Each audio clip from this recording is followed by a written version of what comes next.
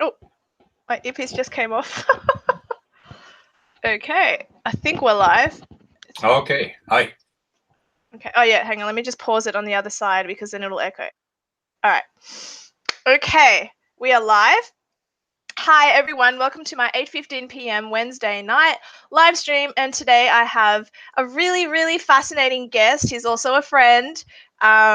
Just in case people want to know how I randomly acquired this guest with this particular story, I was at a Christian bookstore. I was shopping, looking for this book, and I couldn't reach it. And then this gentleman decided to reach it down for me and give it to me. And then in 20 minutes, we were talking, and I basically knew his whole life story. And now we're buds, right? That's right. Yeah. Yeah. God works in mysterious ways. He really does. And part of what I found completely interesting about your story is that you were born and raised in the Church of Jesus Christ of Latter-day Saints, otherwise known as Mormon. And the reason that fascinated me was because I'm someone who falls down different rabbit holes, and I was in the Mormon rabbit hole, not as an adherent, someone who was interested as to be an adherent, but someone who was interested in it just to be able to, I suppose, critique it, because I found it really unusual that they claim to be Christian, however, they believe really unusual things. And you were indoctrinated in this faith for how long? That bit gets a bit complicated. Oh, okay.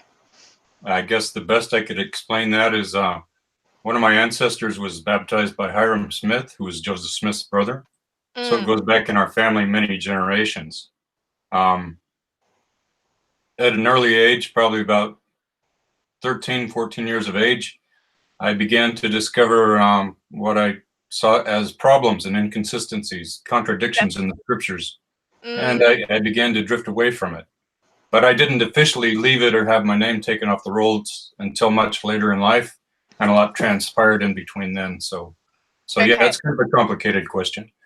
Sorry. So, yes or no, did your parents raise you in the faith or not? Yes, they did.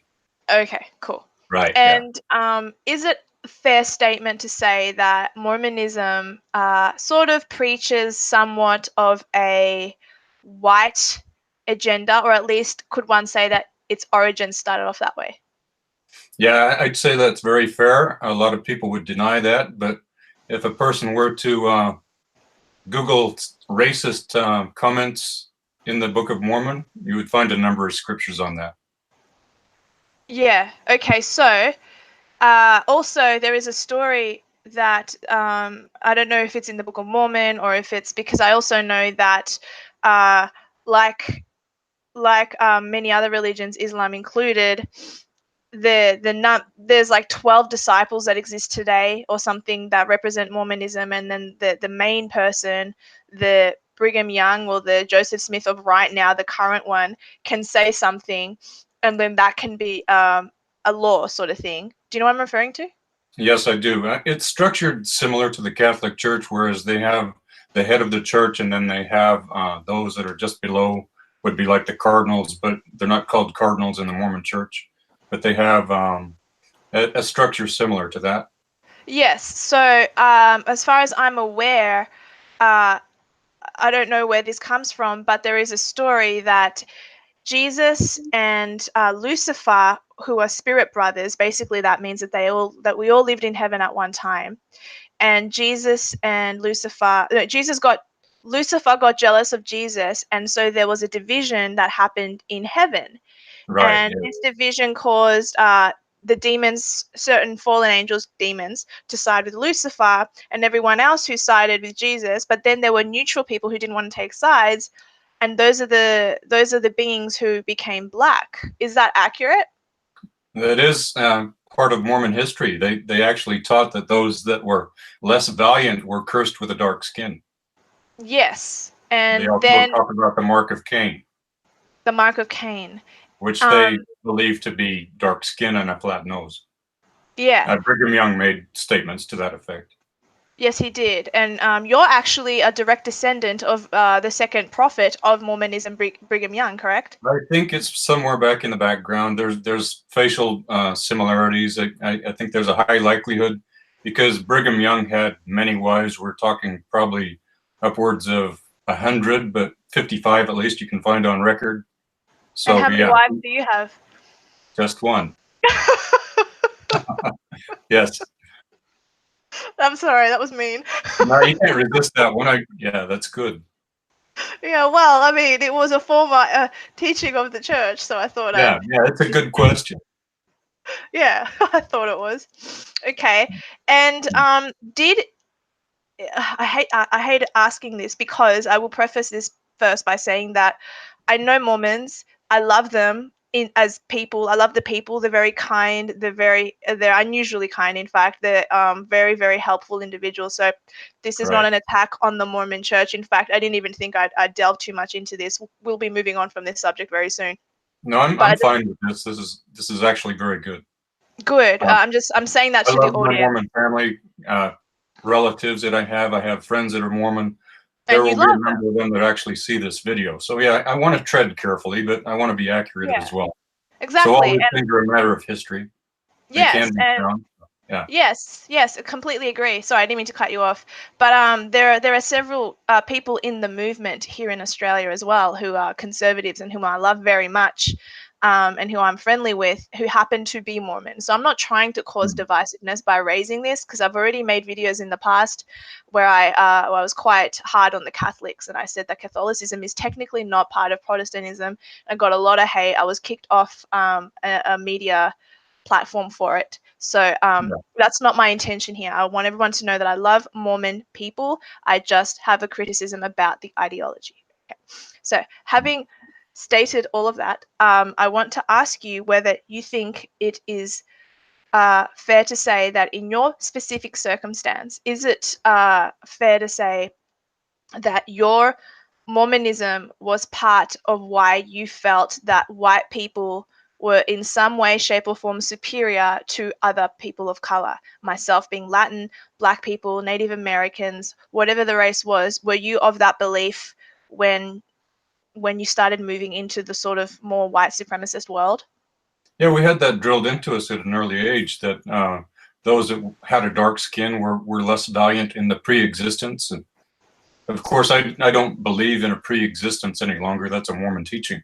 Of But, course. but we had these things drummed into us. But I shared with you how I grew up in Salt Lake City, Yes. kindergarten age, and we happened to live in a neighborhood that had Black people on our street. And they didn't like me very much. They actually caused my parents a lot of grief. They would spray paint the house, scream obscenities at my mother. They busted the windows out of our house one day, killed one of my pets. They dumped garbage all over the house. You know, so there was a lot of conflict, and this kind of set my mind at an early age. I started to develop a dislike to begin with, and then that gradually grew stronger For Black people? for anyone that was antagonistic towards me. Okay, Um, so it wasn't towards people of color because they were people of color, but it was to if they mistreated you. that was part of it, but mainly the people that were mistreating me happened to be colored, so I was Okay, making the connection. Yeah. sure. And was your emotion attributed also to logic and information, or was it just uh, passion and hate? Some of both, Okay. honestly. Yeah. You know, if you see those that are hurling the abuse at you and you note that they're of color, you tend to start stereotyping. And I think everyone's guilty of stereotyping to some extent. Okay. Oh yeah, I do it. Like if I'm driving and the person in front of me is super slow, 9 times out of 10 it's either an Asian or an old person. I know. I mean, sorry, it's You're just. looking for the P plates or something. Yeah. But like I stereotype and like look, it's not a mystery that half of all of my mother's sisters are cleaners. Like Right. Yes. some I know yeah, look, I'm being a race realist. I don't think I'm being racist by saying that. Plus I can say it because I'm Colombian. But is stereotyping really racist now that you've come out of the supremacy? Is it racist to stereotype? I suppose in certain schools of thought it could be, but what do you think about that? I think if stereotyping is taking a general race and then saying that, you know, this is who they are, for instance, purple people are all lazy, dim-witted. That to me is wrong. And every race tends to do it. They have people in each race that feel they're superior to another race. I don't want to be caught up in that, because I have a number of friends. It's collectivist thinking, and that's what the left does. Yes, yeah, herd mentality type of thing. Yeah. Yeah. What were you saying? Definitely my Mormon upbringing had a lot to do with it. It did. Okay. So, which I didn't really want to attribute the two together, which is why I had to make that long preface. Right. So I just wanted to ask you a little bit more about the white supremacy. Someone on Gab, I don't know if you know what Gab is, but it's sort of like Twitter, but a lot more extreme right. Anyway, Okay. I think you know what I mean by that.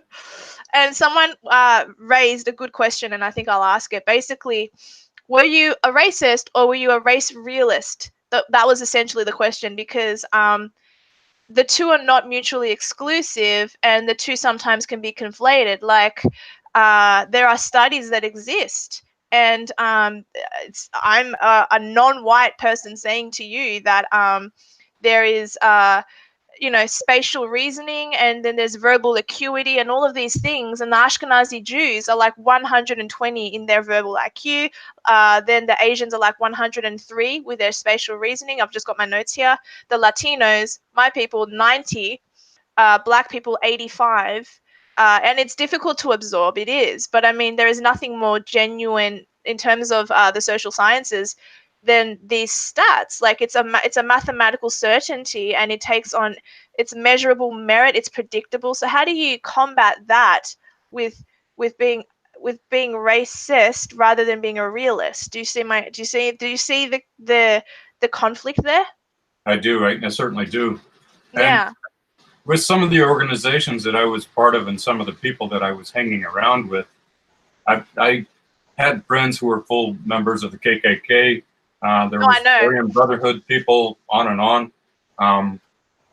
The mentality was, they would show me the stats. They would say, all the crime rates are attributed to this color or such and such. So the stats can be quite dangerous, and they can be manipulated.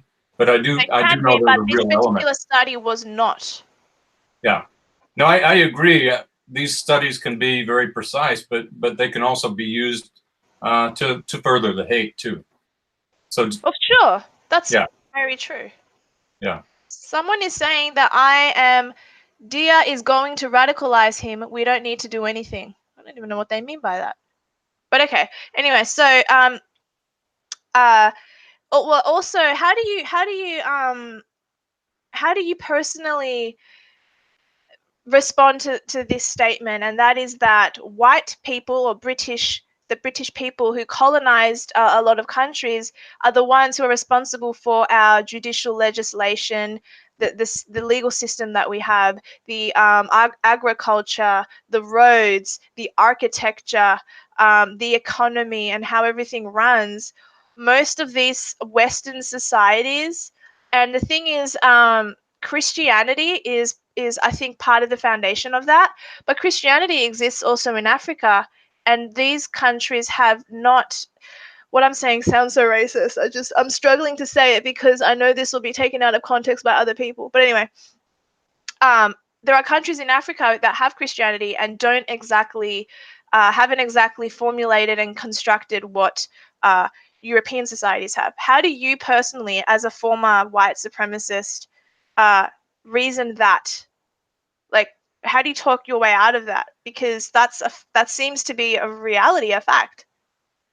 Yeah, that's a good question, and probably one of the ways I deal with that is realism on both sides. You've got pros and cons. I mean, yeah, they may be responsible for a lot of good things, but they're also responsible for a lot of bad things. But you can go right on through all the races, and you can find these things. For instance, Darwin, his philosophies were used as a means to eradicate a lot of Aboriginals. A lot of people aren't even aware of these things. That white supremacy I didn't know that. could lead to the murder of innocent people, all because of these twisted ideologies. Oh, I agree with that, and I think it's wrong to unperson someone or to dehumanize them simply because of their skin color or simply because of the shape of their eye or the different grain of hair. I'm not advocating for that at all. But you're very right that these studies and that this idea of I'm better than you because I come from this particular race, which you have no control of. You have no control where you're born. Like,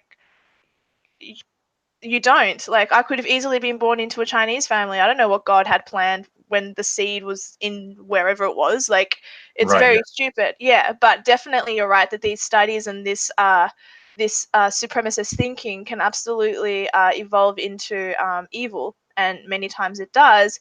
But that doesn't take away from the reality of the statistics and the reality of the fact that all of the best societies today that people are immigrating to happen to be former British colonized societies. It just seems to be true. Like, no one's migrating to Colombia. Latino people haven't had my people haven't had a very good rap in a good functioning country that does well economically, where there's no trouble with the poor. Like, do you know what I mean? So I'm just gonna ask it one more time. And how do Sure, yeah. you sorry, I know you sort of already kind of answered it, but you didn't really directly answer it. How do you like I don't even know how to ask it. I basically already said it. Isn't that like confronting? It is confronting. It is. Yeah. Yeah. It's not only based on race or skin color. A good example comes to mind immediately: how Hitler denigrated the Jews, how he tried to dehumanize them, and how he was trying to effectively make them less than so that he could accomplish his plans. I know that sounds like a tangent, but I think it's germane to what we're talking about. That yes, there's some very wonderful things that white races have accomplished, but there's you can offset that as well. But you can do the same thing with each and every race. Oh, of course. But it's still. I'm so sorry to do this. I'm going to do it one more time, and I'm not trying to. It does seem to be true, does it not, that that the European community, people, demographic have in fact um, done more in terms of formulating societies than any other group. Don't you I find would that? agree with that. Yes. Yeah. Yeah. I Um, guess that's the answer you're kind of looking for. I would agree with that. yeah. It's not that I wanted you to say that necessarily. It's just that you kept going on tangents, and Right. I'm, Sorry you about know, that. no. Don't apologize. I'm just like, you're doing very well. Sorry, I know this is your first interview, right? Like this, it is. Yes. Yeah. Sorry. And like that just me doing that makes me come across as like someone who is fighting for the white cause, and that's not what I'm doing. No, I know that. I No, like I know you know that. I like reality, I like facts, and I I'm like trying to be very real. What you see is what you get, and I'm just answering. I haven't rehearsed anything. Everything is just, as you see me. So No, I know. You're a good guy, and I really enjoyed having dinner with you guys last week. That was fun. that was awesome. Yeah, we loved that. Yeah. Thank you. Okay, so I just wanted to ask you a little bit more about your white supremacy days. So you had friends who were part of the Ku Klux Klan. Would you say they were friends, or would you say they were more so acquaintances, or people that you actually did spend time with and shared t- coffees with and that kind of stuff? These would have been work colleagues. For instance, I was working. I would load railroad cars, 100-pound sacks of potatoes. Most of the crew happened to be illegal aliens. So many of them would refuse to speak English or couldn't speak English. So I would kind of bond with the other white people that were there with me. And it just so happened a lot of these white people, because of the situation, had kind of gone extremely far right that way. Mm. And so can you tell me the kinds of things that you and your little crony people, or whatever you call it at the time. So if you saw, I don't know, two Mexican guys walking down the street, would you have just attacked them because, oh, they look different, they're not white? Verbally, not so much physically at that point. Mainly the difficulties I had were with cowboys, believe it or not. And cowboys aren't Cowboys even a what? race. Yeah. You hated cowboys? Why? That's the most random thing you've said. Yeah, I figured that might take you a little off guard, but Then because why? of some stuff that happened in my early childhood and the way I felt towards my father, it was like taking out my aggression on anyone who was like my father. Oh, we'll get into your testimony and how you became a Christian shortly, because that's really fascinating. But I think I'll just stick with the race stuff a little bit more because that leads into the Satan stuff. So, Sure, yeah. doesn't it? It does, yeah. It It's does, all yeah. connected in weird ways. Yeah. So, by the way, there's a lot of people in the chat saying how awesome you are. Jane Hamilton said that you are an awesome bloke to chat with, down to earth. Oh, that's awesome. I know Jane. Oh, Yeah, okay, cool.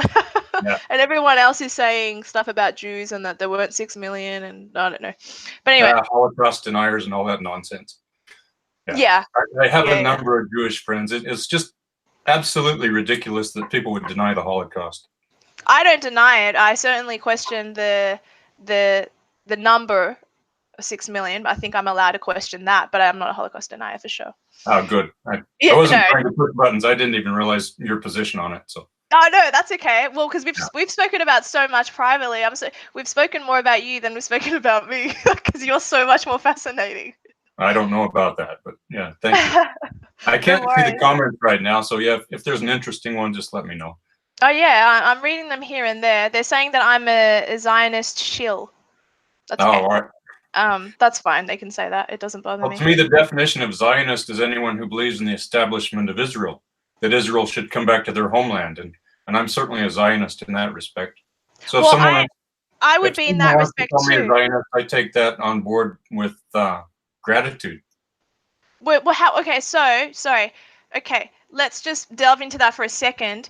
In Sure. the days where you were a racist, what were your thoughts towards the Jews? A lot of it actually, because of the organizations, some of these white supremacy organizations, they had a hatred for the Jewish people. And so I Did guess you? I kind of took that.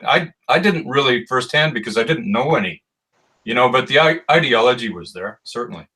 But what about the whole thing about that they run everything and that was that in your head, and did you hate them for that particular uh, perpetuated story, which which is probably true to a degree, but those it's okay. I just want to quickly clarify my position on Zionism. I think there's two Sure. types of Zionism. There's Yeah. the Zionism where you just said you believe in the establishment of Israel, which I think every country has a right to exist. I do think that, and I suppose, a Zionist in that respect. But in terms of a particular group of people, globalist, I would say is a better word to use, because Hillary Clinton, Barack Obama, Oprah Winfrey, these are all globalists. They don't happen to be Jewish. Right. Rothschilds and some of these. Yeah, exactly. Exactly. Yeah. So those types of Jews, of course, Right. I have negative feelings towards them, and Yeah. that goes without saying. Everyone should have negative feelings towards people who are trying to make this globalization happen and to push Marxism. I'm against anyone who does that, Jew or Gentile. I Um, couldn't agree more. Yeah. and I'm that's where absolutely on board with so you you on agree that. with me? Yeah. Absolutely. Yes. So Yeah. that's the Zionism I'm not for, and I Yeah, think they're that's trying to what, make Zionism a dirty word, but you that's know? how they view it. That's Right. how Yeah. the people in my chat view it, and that's not how I'm not a proponent of that, a recipient of that, nor are you, obviously, because I've interviewed a Jewish fellow named David Haivri, who is very much a Zionist, but he's not the kind of Zionist that wants to do harm to Palestinians or to Palestinian Christians. Like, it's just, I think there needs to be a lot more information about that stuff out there, but people are afraid to talk about the Jewish subject because you can get banned from all media platforms, and Yeah, it's that in like this. itself says something. Yeah. It's like this Trump derangement syndrome. Oh yeah. You mention the name Trump and people just freak out. Did you see my little Facebook live yesterday? No, I didn't. Oh, so you remember Margaret, I'll who have to you watch met? for that. No, that's okay. But remember Margaret, who you met at the bookstore? Yeah. Yes. Yeah. Yeah. So she and I hung out yesterday, and then we were talking about Trump, and this guy got all triggered because we said something like, Australia needs its own Trump. And he's like, really? We're like, yeah. He goes, but he's a racist. And then he's like, why is he racist? Unemployment rates are down for blacks and for Latinos. That's not because of Trump. That's because of Obama. And then I Right. said, 8 years of Obama and 4 years of Trump, and you think it's because of Obama? And he just walked out. Yeah. Now, It was some of this stuff is funny. just ridiculous. They won't credit anything good to Trump. No, they If won't. anything good does happen, they take it all the way back to Obama. It's nuts. It's Yeah. nuts, and not to play identity politics. I think this guy was gay, and he was most definitely a lefty. Yeah. Which No is comment on that. no Yeah. comment on that. Okay, so just back to I want to know a little bit about the thinking. So, did you or did anyone ever beat up black people, Mexicans, Jews? Did anyone ever commit acts of violence towards people of color during the time frame that you were a white supremacist? Yeah. Yeah. We were quite violent. Some things happened. I was starting to get involved with bikers at an early point, just after high school, and yeah, bar fights, different things would happen, and a lot of times they would be racial. I had a particular bar fight that happened in Driggs, Idaho, where some Mexicans came in and they were trying to hit on my girlfriend, and that didn't end well. That ended in a quite violent street brawl, and a lot of that had racial tensions. Yes. Yeah, but that sounds to me like it was provoked or that it went both ways. It doesn't sound like to me you saw a black guy and thought, this will be fun, let's lynch him. Like, it doesn't sound like you guys were like that. I wasn't actually going out looking for it, but when these Mexican people came into the bar, tried to act like they owned the place, it triggered me quite quickly. And then Okay. when they walked up to my girlfriend and said, "How much for your body," for lack of a better word, the fight Yeah. was on. Yeah. Yeah. So was having me in your house the other day, did that trigger those old memories of those Mexicans? Not at all. I love the Mexican people. I Okay. do today. At that time, I was probably quite angry towards them, but a lot of the aggression I had, it was returned. If that makes sense, I would be aggressive towards them, so therefore they would be aggressive towards me. And it took me a while to realize, if you're going to anger people, expect them to retaliate. Exactly. I Yeah. understand. Someone asked in the comment section, it's a good question. Okay. Bieber anti-bullying asks, ask him if he supports a Jewish ethno-state, and if he does, why doesn't he support a white homeland? I think that's a fair question, despite the extreme rightness of it. A white homeland. What exactly is a white homeland? Just basically that if Japanese people are allowed to be predominantly homogenous and Sudan is allowed to be predominantly homogenous, why does Western society have to import other cultures and other colors and not? Why can't they stay predominantly white? Why can't Australia stay predominantly white? That's the question. That's an interesting question. I've never really given that a lot of thought, but Well, that's what nationalism is. I'm surprised you haven't thought of that. well, in my viewpoint, nationalism is opposite to globalism. It's being proud of your country, but not trying to be part of this global movement. So That I sounds resist the global like movement. Yeah. that sounds to me like you are a civic nationalist and not uh, a, a nationalist. There's a deviation there that I don't think you're aware of, and I All don't mean right. that with any disrespect. I just think Oh, maybe you none haven't. taken. Yeah. I'm here to learn as well. Yeah. Oh, all good. That's all good. Okay. Now let's talk about the Satanism.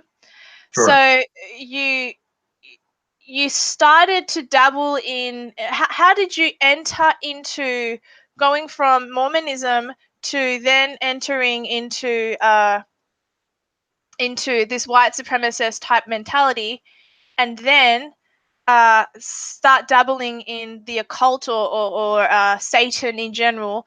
I know because of what you told me that you have it, and you told the audience that you had an issue with your father. So Right. did your were you seeking something, and did the devil, or however you want to word it, somehow uh, feel a void at the time that made you feel like, I think I want power, and I want this thing which is evil, but like how did you step into that?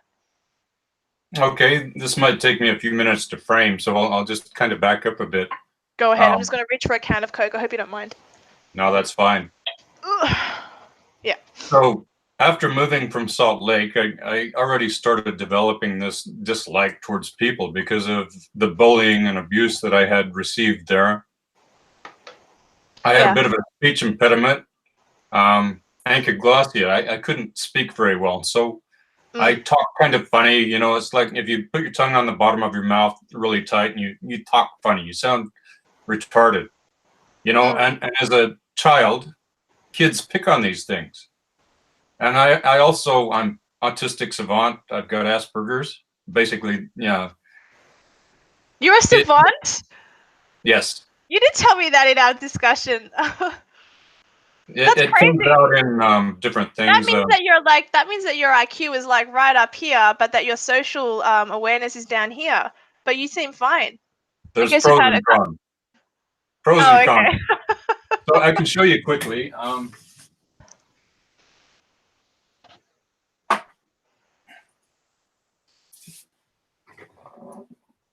The savant part comes out in paintings. Oh, that's right, because you're an artist. That's where I excel, is with the paintings, but socially I'm quite awkward.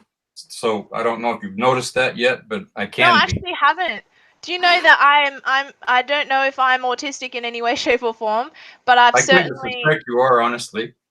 Sorry? I kind of suspect you are, honestly. I was thinking that when you were over here, and that's not an insult. That's fine. I've been told that many times before, actually. And I get in trouble, and sometimes I even lose friends because I don't read a social interaction properly. I don't understand the social protocols sometimes because I am socially retarded myself. So I shouldn't say this out loud. I've never said that to my audience. Oh, they'll pick on you for that. I think they would know though. Yeah. But yeah, I've made people angry many times before because I haven't realized I was overstepping a limit. Anyway, it is what it is. So it sounds like you and I are a bad match made in heaven. But it kind of takes one to know one. Yes, you know, and also it means we don't get as easily offended as the general public, which I actually like. Yeah, like water off a duck's back, if that makes sense. Yeah, and I like that. So I guess I should answer your question before we get too carried away. Yeah. Finish your story about how you got into Satanism. All right. So back to the just being picked on because I couldn't speak well because of the social problems I was having. You know, I looked like a little cowboy with all these black kids, you know, and they thought, who is this freak that's come to our school, you know? So it was just kind of starting out on the bad foot. Yeah. Then when I was in school, the teachers didn't quite know what to do with me because my apprehension wasn't working well because I'm a kinesthetic learner, and they weren't prepared to offer a course for that. They didn't even know what autism was really at that point in time.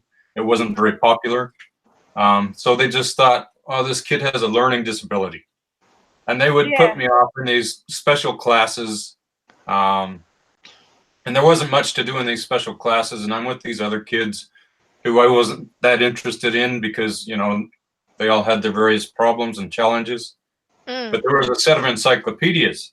So I would just sit with my time and I would read the encyclopedias from A to Z, you know, because I loved learning. I loved discovering new things. I loved seeing the pictures of animals and learning about these animals. And to me, that was fascinating. So they would see me with these encyclopedias and they would think, oh, poor kid, he's just looking at the pictures, you know. So, but I also learned that if they didn't know I had an intellect, I didn't have to do the challenging homework. So I kind of played on that, probably to my own detriment. But later in life, I became aware of that and started teaching myself important skills. Yeah. Yeah, I don't want to be too long-winded because of your question. I want to answer it directly. That's all right. I'm sorry. Can I just cut you off for a second? Someone has just written in the chat where you live, and I just hit it. But is where you live somewhere written down on your website about your painting or not? Because maybe I deleted that message and I shouldn't have. It's all right if it's up there. I've got nothing to hide. Okay. And it So probably is in the website. it isn't. I think it is, but it doesn't matter. I'm not trying to hide from anyone. Okay. I don't want you to get doxxed, and that made me feel unsettled that that person did that.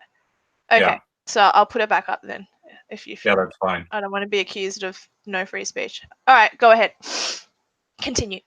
So anyway, my dad could be quite aggressive with me. I don't know all the details, but there were a number of things that created a real tension between us.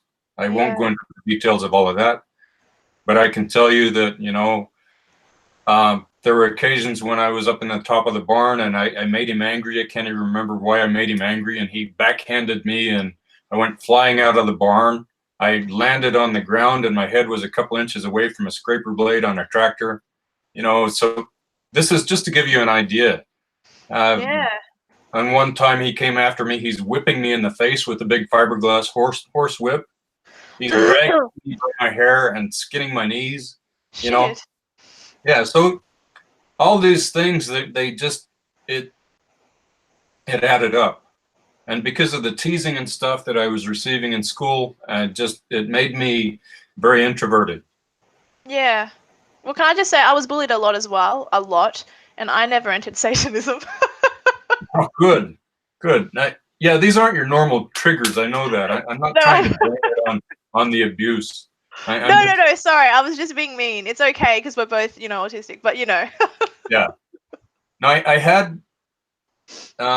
This part's kind of embarrassing to talk about, but I was sexually abused by older males, forced to do things that I don't want to talk about, but you can imagine.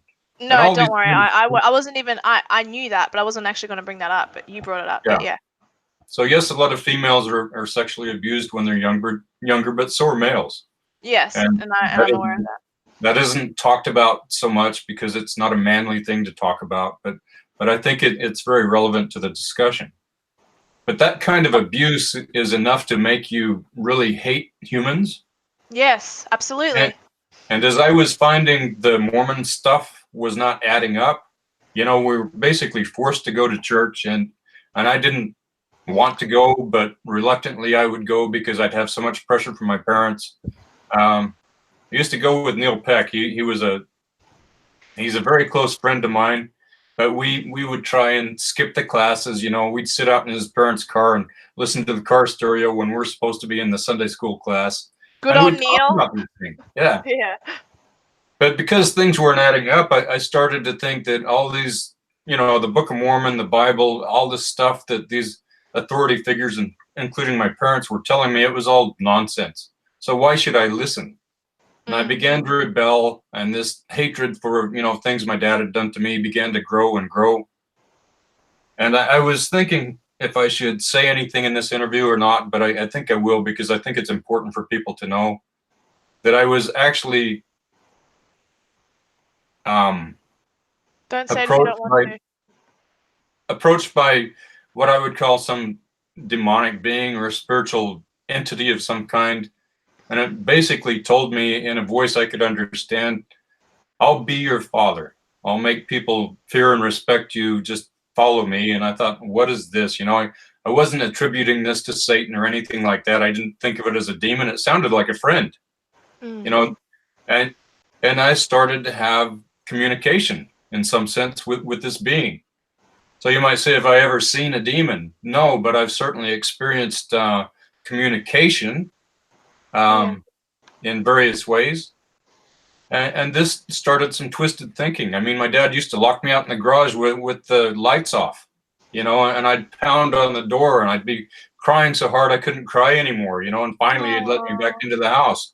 But all these things, they really traumatized me. But I'm sorry. I started to fantasize about, well, to back up a bit, my dad was raised in the Tetons. He actually grew up in a cabin in the Tetons. And so if you couldn't grow the food, if you couldn't shoot the food, you didn't eat. So he was very much that mountain man type mentality. And that's one of the things that made him as rough as he was. So I don't want to give this distorted picture, because I loved my dad. I deeply cared about my father. But we still had this conflict. But you feel like you're not the first person to say this. I've seen it online a lot about people who were Satanists who felt like Satan himself or a demon or whatever you want to call this demonic entity served as a sort of superficial father that gives to you, and they give you superficial things like powers or whatever it was. So did you get anything from it? Did you get anything? I certainly did. Yeah, what I did. But tell the audience what you got. oh, it might sound very strange, but Well, it will, because a lot of them are probably atheists, but I don't care. I want to hear it, and I know many do. Yeah, it kind of gave me a confidence. You know, I learned to stand up to those that were bullying me. I learned to fight back. I learned to become quite violent if somebody tried to bully me, you know, to where I learned the bullying would stop if I just returned fire tenfold, if that makes sense. You step on my toe, I'll break your leg kind of thinking, you know, and that became ingrained in me. And that fit very well with like the bikers that I started getting involved with later on. Yeah. But yeah, I could like manifest demonic power through my eyes. I sent one girl in high school screaming through the hallways because she saw something in my eyes that wasn't me, but I knew how to project that. Like you were like a reptilian. Sort of, yeah. It was some strange stuff. That's crazy. Yeah. Did you love that? Did you love having that power over someone and scaring the hell out of them at the time? Was that something like, yeah, that's power? Yeah, there was a sense of power in that. I have to admit that. You know, it's like turning things on my, you know, those that were trying to attack me, I could return fire. That's cool. Okay, and so how long were you involved in this satanic world before you came out of it? And why did you come out of it? Yeah, the time frames are a little rough for me. I can't tell you exact dates, but it was just prior to my first marriage. And I'd have to look up my first marriage to tell you exactly when that was. Oh, that's okay. I just mean like was it early like 20s. 10 years? Was it 4 years? Like Yeah, probably early 20s is when I had a real life-changing experience. But I remember that I was getting sucked deeper into the occult world. I had a friend, he looked like Richard Ramirez. And he was like my best friend at the time, Mark. I won't mention his last name. And he was a grade younger than me. You know, the dark hair, the thin face, the thin white face. And he was into all the satanic stuff. You know, he was an artist and I was an artist. So we'd draw all this satanic stuff together. And we would go over to his mother's house, play on the Ouija board, you know, and she was Wiccan, you know, and we'd watch this planchette move around with no one touching it. And so I'm thinking, well, there's definitely something supernatural going on here. Absolutely, yeah. Yeah. So rather than be freaked out and frightened by it, it intrigued me. So the more of these kind of things happened, the deeper I got into it. And of course, if I'm going to hang around with biker type people, you know, they don't care if you're a Satan worshiper. The scarier, the better. It kind of sucks you into that world. Yeah. And so then you came out of it because you found Christ, or you came out of it because some event happened in your life and you realized that Satan wasn't the way, and then you were an atheist for a while or something? Or did you come out of the demonic world and straight into Christianity? Like what was that story? Well, because of the Mormonism stuff that I was so disillusioned with, I kind of threw the baby out with the bathwater. I thought the Bible was nonsense. I had a real hatred for Christians as well. All Christians. I don't care if they labeled themselves Christians. I had a hatred because I just, you know, I associated all that pain with Christianity, be they Mormon or Christian or whatever they were. You know, they were all the same to me. And Jane Hamilton is saying, tell the story, Zeb. She's a pushy woman, but I agree with you. Yeah, I'll try and get it out as best I can. No, sorry. I just thought it was funny. You stay at the pace that you're at. You're doing fine. All right, cool. Now, I had this incredible hatred towards God, if that makes sense. And then I started to think, why do I have all this hatred towards God? He can't possibly exist. He doesn't love me. Why am I, you know, I started drifting into a bit of atheism at that point. But you might call me a theistic Satanist in that way, which is basically one that believes he truly existed or exists, whereas an atheistic Satanist is one that just believes in the principles, and they think he's not an actual being. It's just more of the values. And does that make sense? That makes perfect sense. Yeah, it's like a Christian atheist. There are many Christian atheists. They don't believe in God, but they take the values of Christianity. So that's a whole other label that's even hard to explain. But yeah, I know what you're saying. Yeah, so there's many labels to all this stuff, but the bottom line was I knew that whatever being I was in contact with, I was getting sick and tired of the endless riddles. And like I said, he always takes more than he gives. And I was just drained and angry. And I remember having a seance with some friends of mine in Moreland, Idaho. Yeah, and I add the details because people that'll be watching this will be able to put the puzzle together. Yeah. So in Moreland, Idaho, we're having this seance. And it's like someone was throwing gunpowder on the candles, and I'm getting really angry with this spirit. I'm saying, I've given my life to you. I've done all this stuff, and this is all you can do is these cheap tricks, and it was just, I was boiling, and the people around me are saying, stop, you're making it angry, because we could definitely feel a presence around us, right? Yeah. Long story short, this place ended up burning down to the ground. And the only thing that was left after everything, I'm kicking through all the ashes, trying to find anything I can save. We've got ceramics that are just melted into puddles, from the extreme heat. And I'm kicking around in the ashes, and I find this Bible. And this Bible belonged to Melissa Baker, Okay. And I picked up this Bible, and I thought, wow, this is the only thing that made it through the fire. Yes, I remember this. Okay, yeah. And I kind of set it to the side, and I thought, this is interesting. I'm still trying to put the exact time frame together because it's a little fuzzy. But this is a part you would remember.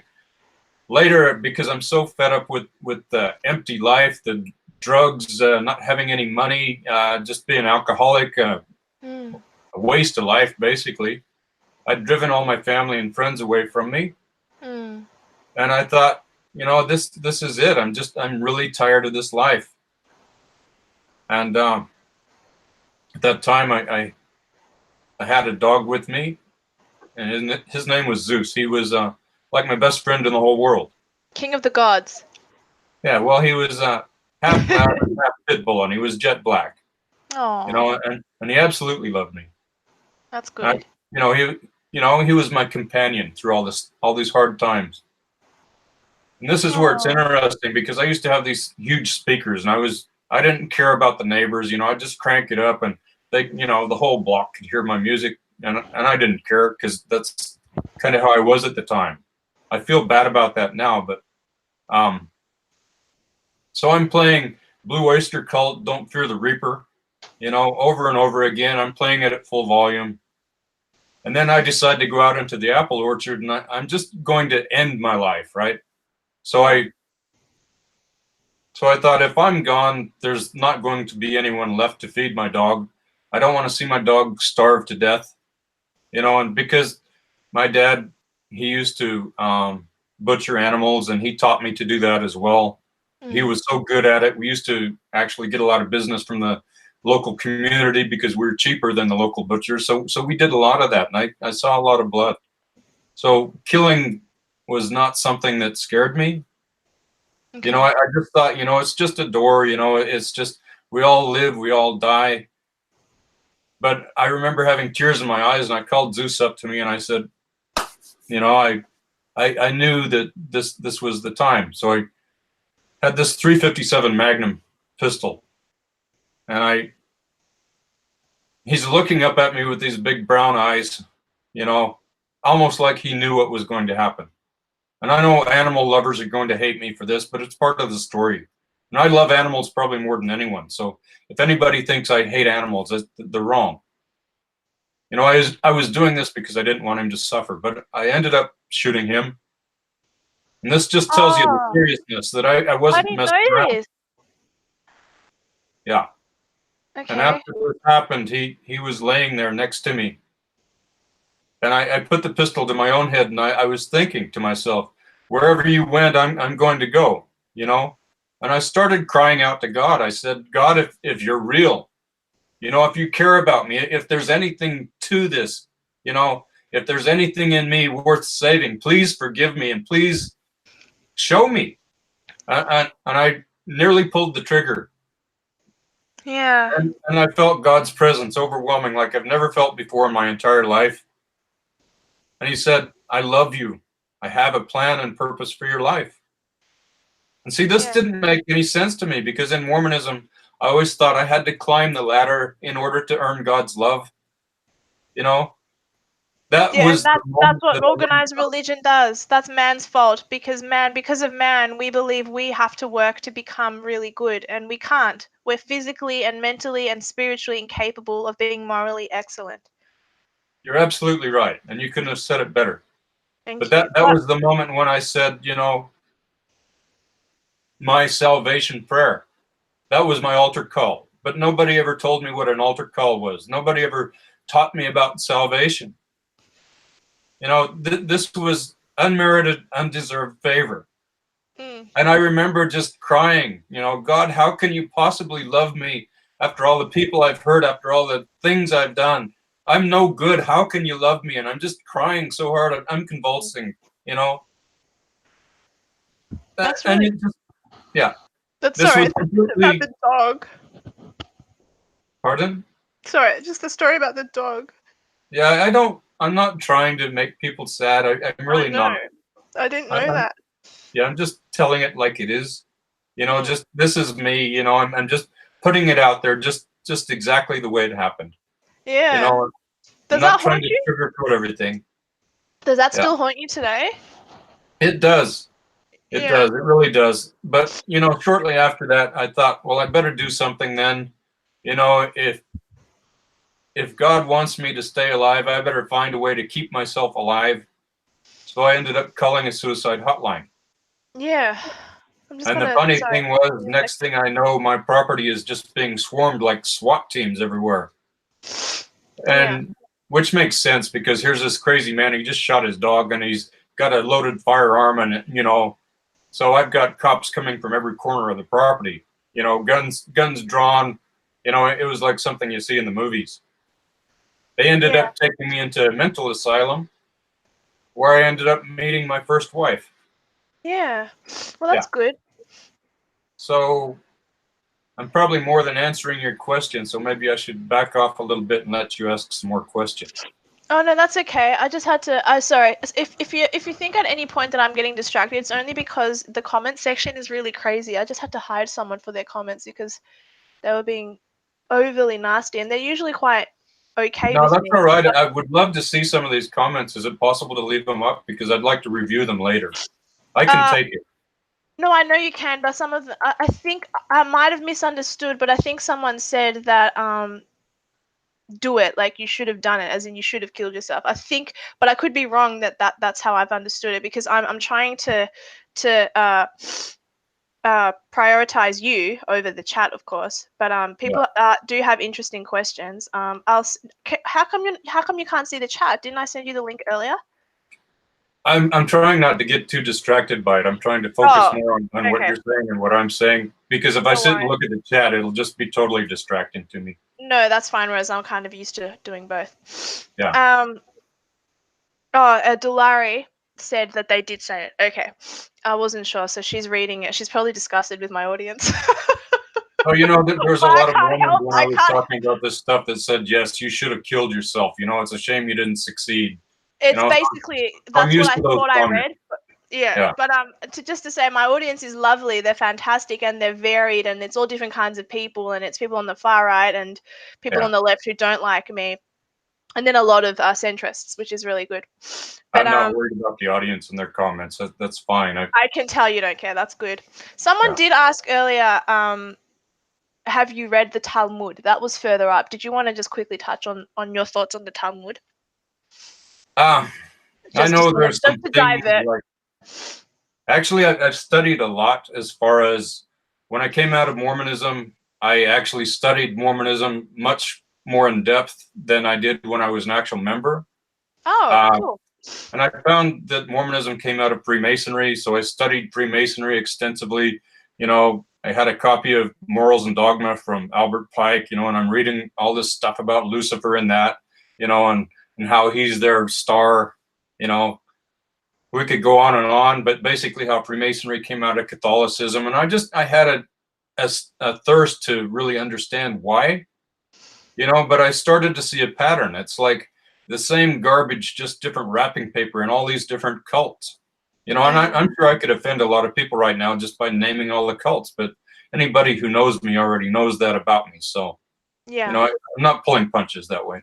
No. Margaret, that Philippine brown woman, that annoying lady. Yeah, She wants to wonderful. Yeah. relax. She wants to know if Yeah. you still keep in touch with anyone from your old life. I do, yeah. A few of them, good. yeah. Yeah. Well, that's But good. honestly, many of them are either in prison or dead. And that's one of the things that kind of led me to leave that lifestyle behind, because I knew I was headed that direction myself. I was trying to commit suicide through the drugs and the alcohol, but it wasn't happening quickly enough, if that makes sense. Yeah. It was a very sad time in my life.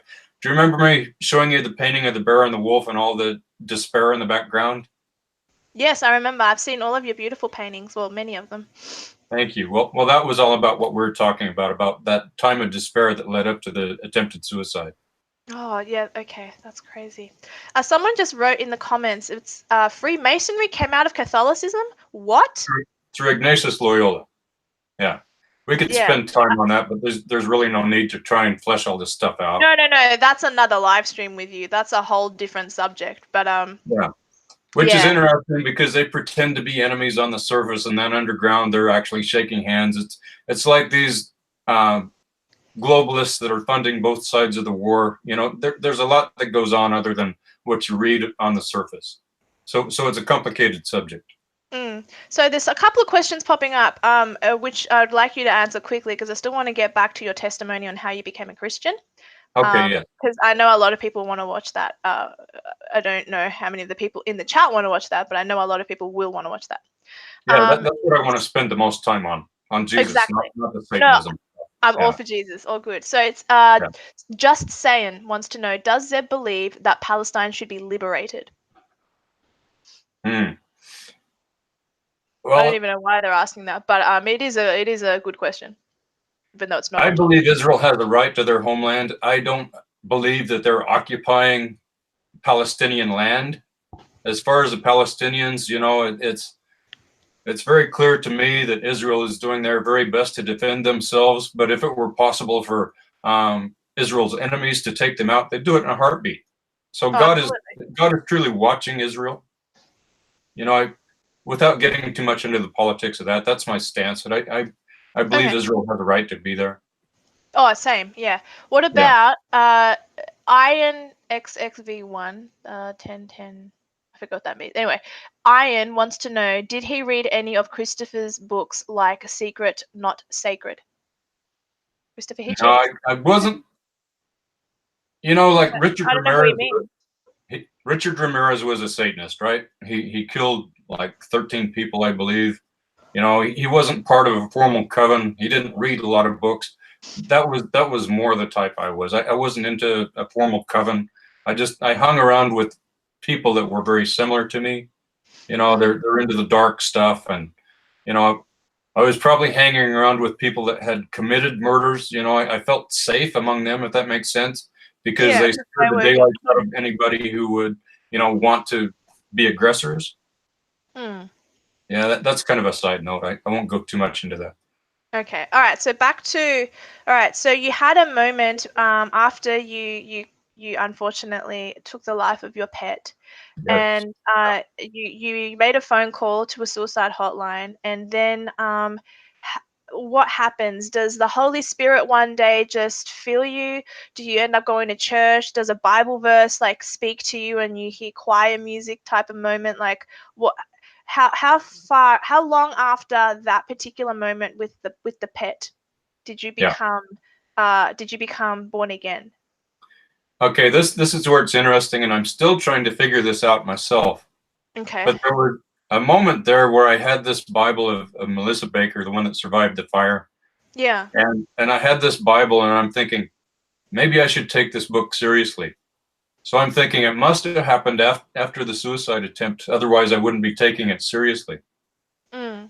But I kind of had a bit of an atheist viewpoint at that point in time. I wasn't really, I thought, wow, that I've never experienced anything like that before in my life, so I better have a look. And I thought, wow, this is a thick book. I'm not so sure I want to read all the way through this. And I thought, well, if God is God, he can do anything. And I closed my eyes and I started thumbing through, and I put my finger down on a page, and I read the first verse underneath my finger. And it said, "The fool hath said in his heart that there is no God." Yeah, that's a And good I'm verse. thinking, wow, that's really wild. Yeah, that's cute. God's got a sense of humor. Let's see you do that again. Yeah. And I went a few more pages and I put my finger down, and I'm very cocky at this point, and I read the same verse. It's in there more than once. The fool hath said in his heart that there is no God. So God was getting the last laugh. He's telling me, I'm real. You've got the book in your hands. Wake up, smell the coffee. I think God has a sense of humor and we just don't realize it sometimes. Yeah. So at that point, I took the Bible seriously and I started reading the book of Revelation. And the book of Revelation just scared the daylights out of me, to be honest. And I thought, I need to get my life right with God, but I don't have any Christians around me at this point in time. How do I learn? And I remembered hearing some Christian radio station as I was driving back and forth to work. And I had like an hour's drive back and forth each time. Yeah. So I'd come across this station and I would listen for about 5 or 10 minutes. And then I'd go, oh, that's too much. That's convicting. And I'd turn it off. And eventually I found myself just so absorbed, I couldn't wait to listen to it every chance I got. And it happened to be Calvary Chapel, and they were broadcasting these different pastors over the radio. And so I started to learn about Christianity through Calvary Chapel radio broadcasts. I've heard of Calvary Chapel, yeah. Yeah. But you so and eventually I started trying to seek out fellow believers. Yeah. And that's where I met Alice Blang and Clarence Worthen, a few of these other people. They would remember me, and we had our own little Bible group at work, and this was just after I'd come out of all of this stuff. So it gives you an idea of the timeline, anyone who knew me at that time. Yeah. Someone is saying in the chat that you were never a white fighter. White fighter. As in, like, you were never really a proper supremacist, and that everyone could have predicted that before the stream. You were never really, like, apparently. Yeah, who cares about that anyway? I wasn't out to be the proper white racist. What glory is there in that? It's idiotic. It's stupid to think you're better than another race. You did believe that whites were superior, didn't you? I did, but that was wrong thinking. Yeah. No, that's fine. I'm just trying to clarify because people, it's almost like they're accusing me of writing a clickbait title, like that I only wrote it for the sake of people watching, but that's why people tuned in to see a white supremacist. I was the real deal, but but that's what you apparently want you to really spend all your weren't. time on. Yeah, it's. They're saying you really weren't, but you obviously were. And he's saying, one of them is saying, and he's actually okay with me usually on, have you heard of Gab, which is kind of like Twitter? He's quite nice to me. He always opposes me. Rarely do we agree. And it would be nice if he just laid off me sometimes. But anyway, he reckons he can educate you and he'd like to have a private conversation with you on Gab. Yeah, forget that. Forget that?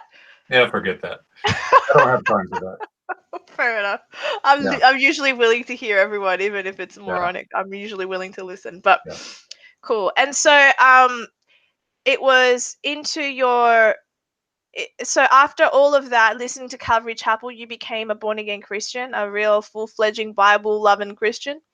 Well, the moment I became a born again Christian was when I had the gun to my hand, and I'm asking God for forgiveness, and Christ physically indwelt me at that point in time because I'm crying out and I'm saying, here I am, God, if you're real, here I am. That was my moment. And I believe at that point in time, that's when I became born again. I don't believe once a person becomes born again, they can lose their salvation. So I know that's another hot topic, but that was my turning point. The education about Christianity came through the radio broadcasts through Calvary Chapel. That was my education.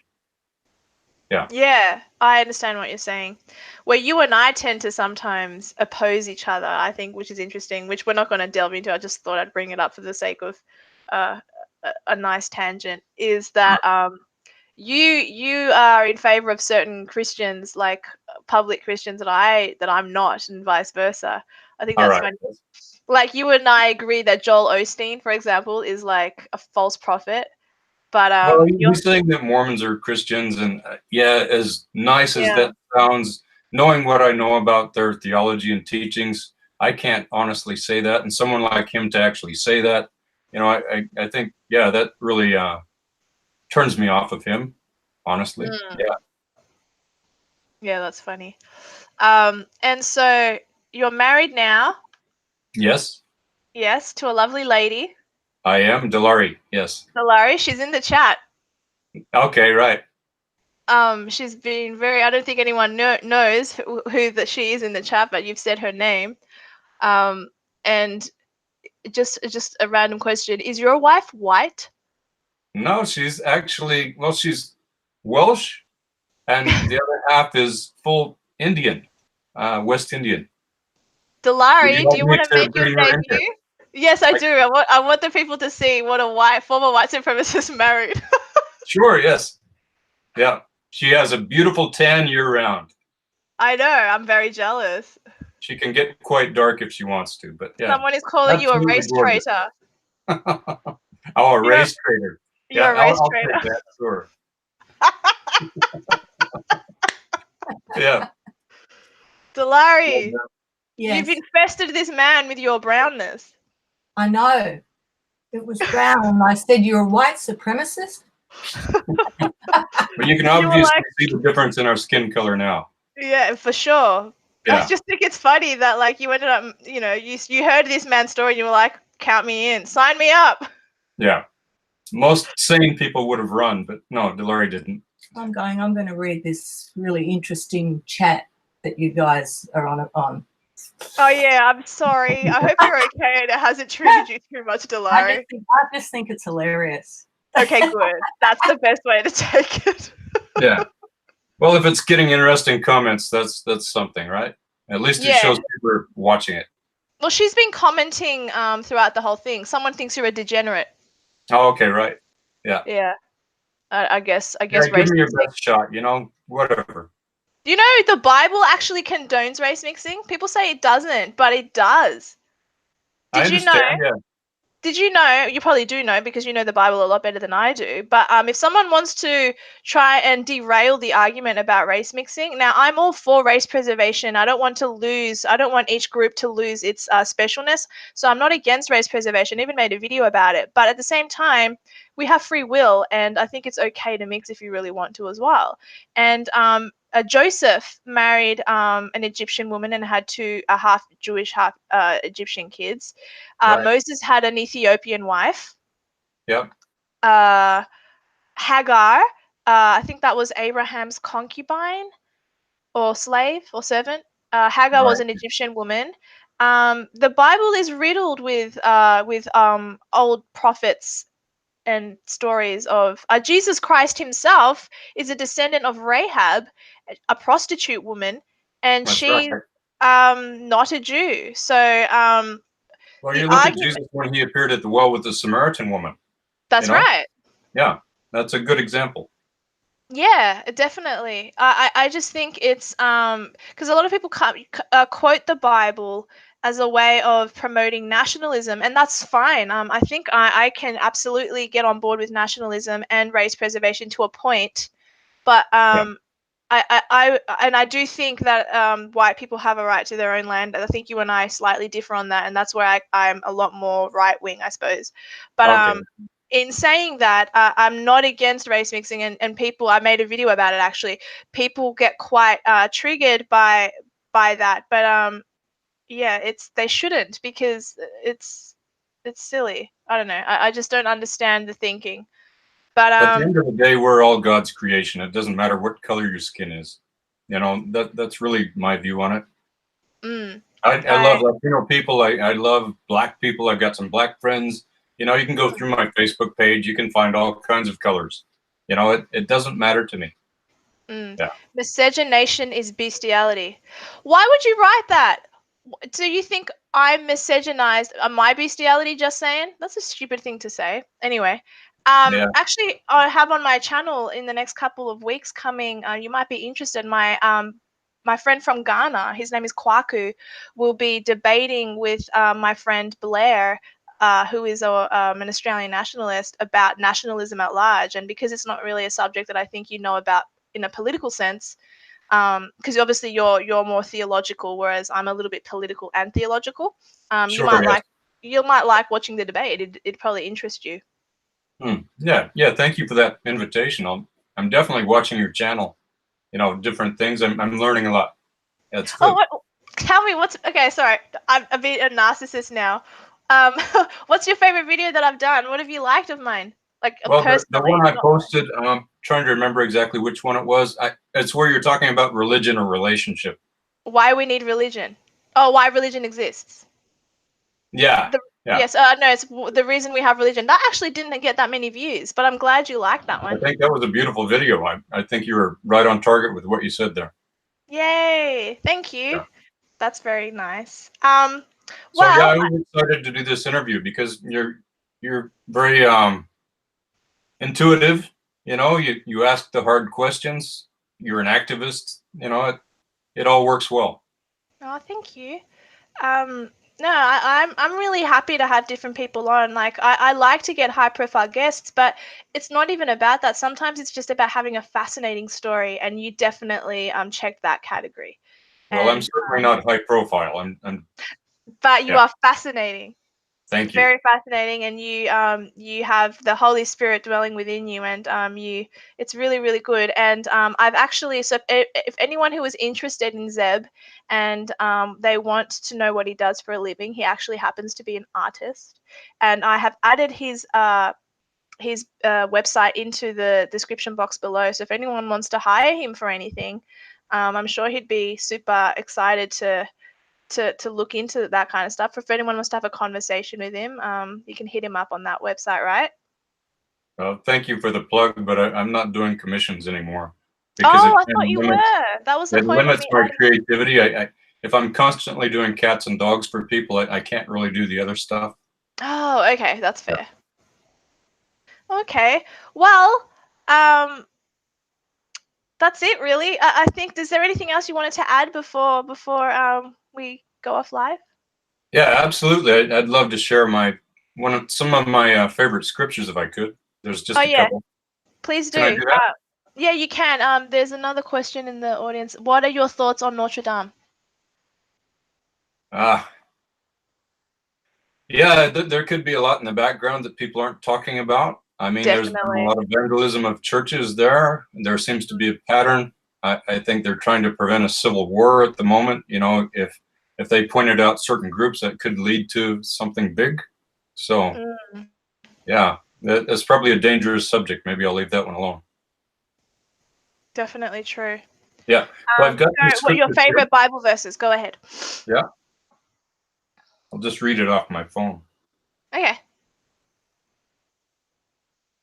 So this comes from Psalm 40, and the first verse is, I waited patiently for the Lord, and he inclined to me and heard my cry. He also brought me up out of a horrible pit, out of the miry clay, and set my feet upon a rock and established my steps. He has put a new song in my mouth. Praise to our God. Many will see it and fear and will trust in the Lord. So to me, that's very powerful because that's exactly what God did. He took me out of that miry clay, out of that pit, put my feet upon a rock, Jesus Christ, the solid rock. And I've never been the same. You know, I might have a lot of haters. I do understand that, but I also have a relationship with Jesus Christ, and that to me is the most important thing in the world. Absolutely. And That takes precedence over everything. And I find with that, like-minded people come my way, and I couldn't be happier. And I'm very honored to know you, and thank you for the interview. Oh, I'm so glad you came on. I'd love to have you on again to actually discuss a real issue rather than it be all about you, which I know a lot of people don't like to do because a lot of people don't like talking about themselves. All right. Yeah, I'll be open to that. Yeah, I know you would. Actually, really, I know I've already said this before, but when I was at your house last week, I made you watch Australian Meditations, the white Greek nationalist, Right. and Yes. I think it'd be kind of interesting if you debated him on the You didn't subject. make me watch it. Yeah, but I I know understand. you voluntarily watched it. It was a like, yeah, it was good, but I like the idea of you debating him, but I know you're not really in that headspace at this time. But that would be cool to do that on my channel at a later date as well. We'll see what happens. We'll see what happens.